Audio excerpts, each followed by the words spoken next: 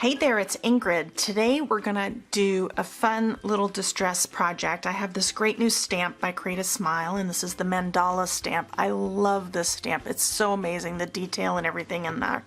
I mean, it's a great looking stamp. I can't wait to use it. So first off, I'm gonna take some watercolor paper, and I'm gonna use the smooth side here, and this is an anti-static tool. I just wanna make sure to get this on here pretty liberally.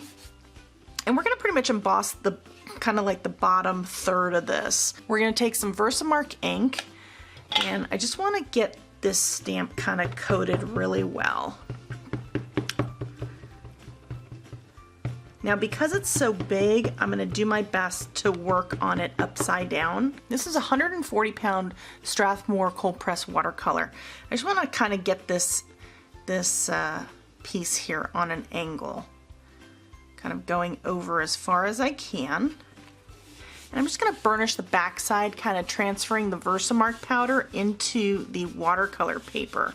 And then we're going to emboss this in white. You can also always use a bone folder to just kind of help you with this, or a brayer. And so there's our image. Beautiful image. And I have the white embossing powder by Brutus Monroe. Now, I wasn't quite sure how that stamp would stamp, and I did kind of catch the edge with both my pad and my paper.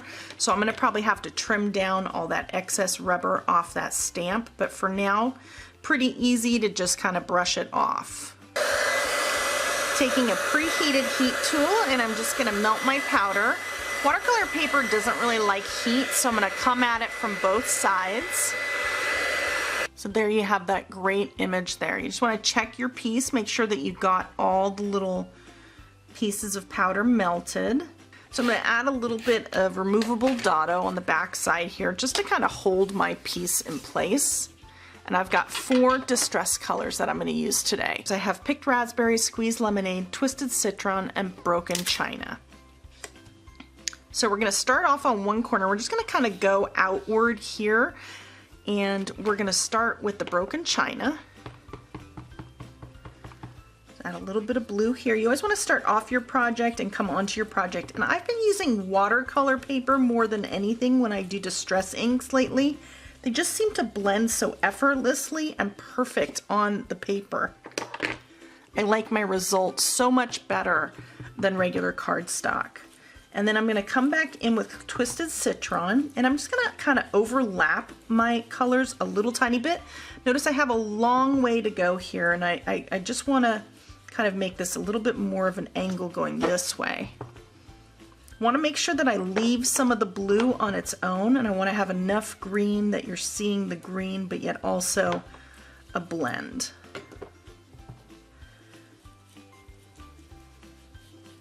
Might kind of do it in an arc here.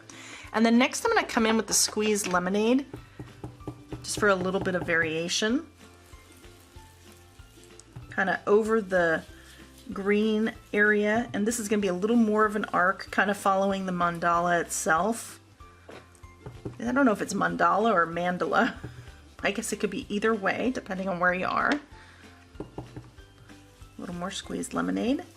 And then we'll finish it off with some picked raspberries. And I love how the picked raspberry blends with yellow. It creates kind of this sherbet color, which is just so pretty, as you can see here. And I'm just gonna really lightly have it go outwards so that it's, and I don't wanna overdo it because I don't want it to be too dark, but I, at the same time, want it to kind of be flawless. So I'm taking my time with a really, really light touch here. Not so light when I'm on the actual embossed image, but as I go radiate out from there, just keep it really light so that I don't have any streaks. And this is where the watercolor paper will really help you out a lot. So now that we have that, we'll come back in with the squeezed lemonade and kind of blending those other colors at the same time, leaving a little bit more of a, you know, kind of like a bright spot. I just want to lighten it a little bit right here. Just kind of following the track of the pattern kind of around here. A little more with the picked raspberry just over the design here at the edge.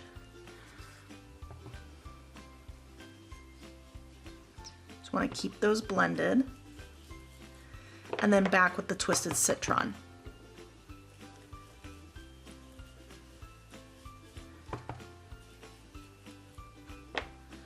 Finishing up, oops, that's the wrong color. Just got some blue on my picked raspberries. We'll have to blot that off. Finish it off with the broken china. Now, picked raspberries and broken china do make a gorgeous combination. Maybe we'll try just a little tiny bit here at the edge, and that would be purple. Kind of like an indigo-ish, bluish purple. That's cool.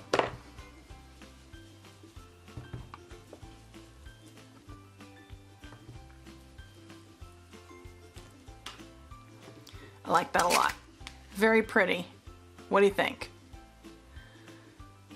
Now I'm just gonna lightly spritz with a mini mister a paper towel. I don't want to get too much water. You don't want it to be very wet. You just want it to be really, really lightly damp. And we're gonna come over our embossed areas and just pull all that excess ink that's just sitting on top of it. You don't really want to press down into your project because you're not trying to activate the distress ink. You just want to brighten up that embossing area again. So there you have it.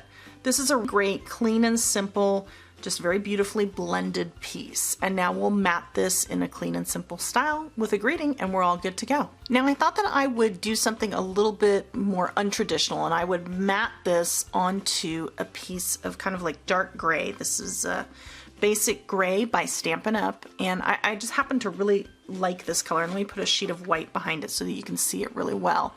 It's just got a really nice shade and tone to it. We'll zoom out a little bit.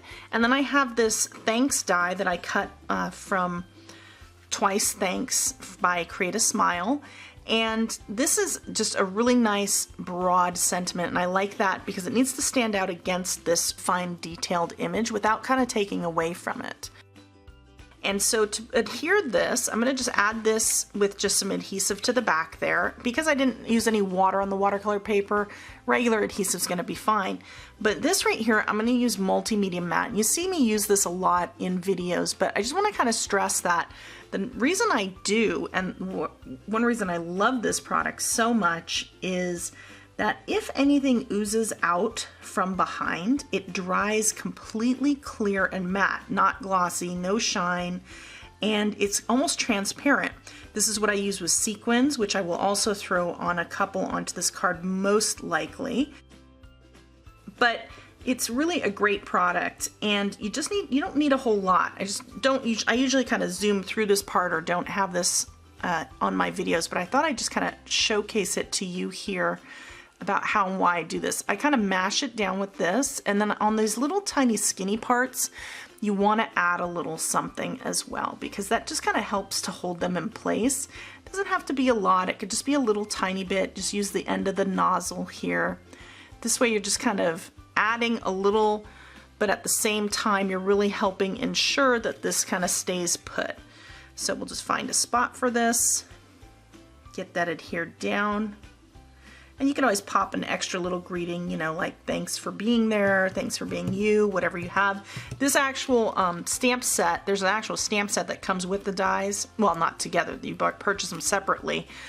But they've got some great little sayings. This is a great little stamp set. It's called Mini Thanks, and I think it's only like $7. It's or €7. It's very inexpensive. Here are some close-ups of the final project. As you can see, I really love how this turned out. It's a great project. It's good for a masculine card, feminine card, doesn't really matter. And that's what the gray does, is it really tones down all the brightness, but at the same time really helps accentuate it because it's just nice and neutral there in the background. Thanks for joining me. If you like this video, be sure to give it a thumbs up over on YouTube. If you haven't subscribed to my YouTube channel, please do so. I'm putting up a video every week, and not everything is always on my blog, so believe it or not. So you'll miss out if you're not subscribed there. And thanks so much for being a Creative Tips subscriber. Hope to see you in a video or tutorial very soon. Bye-bye.